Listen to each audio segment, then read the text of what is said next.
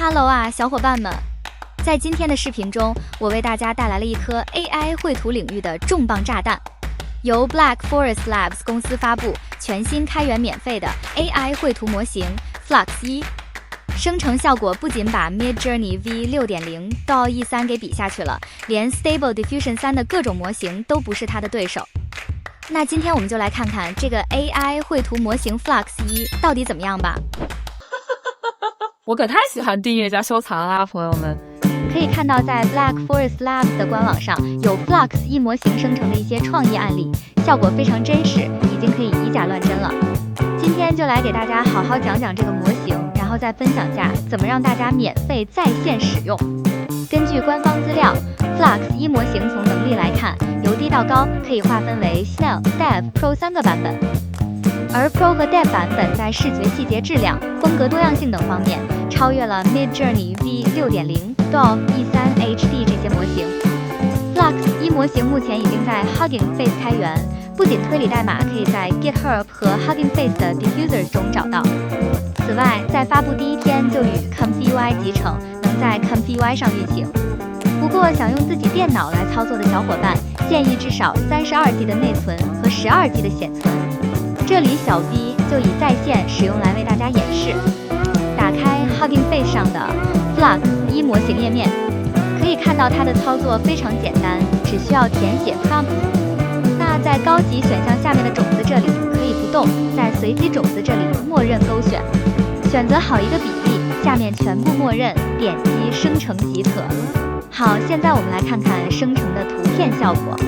大家可以根据我的 prompt 去来操作，或者让 ChatGPT 来帮助生成几个不同的 prompt 来尝试一下。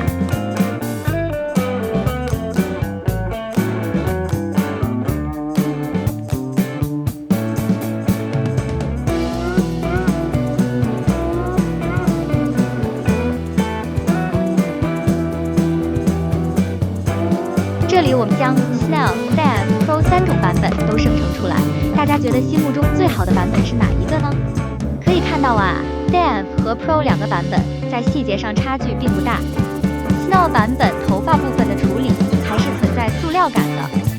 那测试3个版本的手部细节来看 ，Snell 仍然处于一眼假 ，Dev 和 Pro 两个版本手部褶皱、指纹和细节都比较出色，而且也没出现多根手指或者手指扭曲错位的情况。我也按照官网的实例来测试了一下文字生成，只需要在提示词中将文字部分加上引号就行了。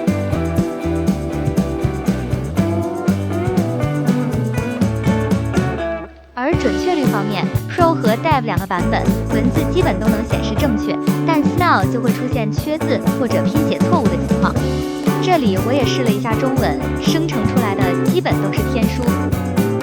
其他风格，比如卡通风格，还有一些官网演示图片的提示词，用 Dev 来测试的效果也不错。可以看到 Flux 1的 Dev 版本已经可以生成像这样富有细节和质感的，逼真到像照片一样的效果了。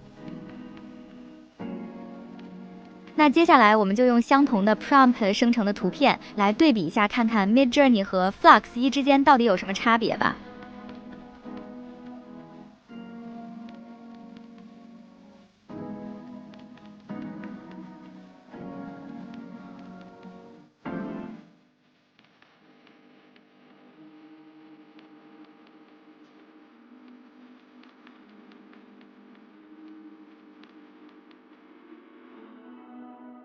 和 Flux 1相比 ，Midjourney 除了可以选择模型以外，还可以选择不同风格以及一些自定义选项。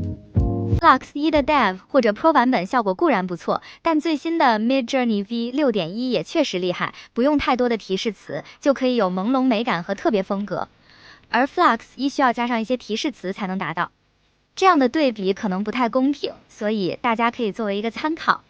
已经订阅了 Midjourney 的小伙伴，可以自己尝试在 Flux 1生成图片后，用同样提示词在 Midjourney 生成，看看效果如何吧。好啦，今天的视频就到这里。如果你喜欢这个视频，如果觉得有帮助，狠狠的来个订阅，点个小铃铛，支持我的工作。我会为大家推荐更多更有趣的工具干货视频。拜拜。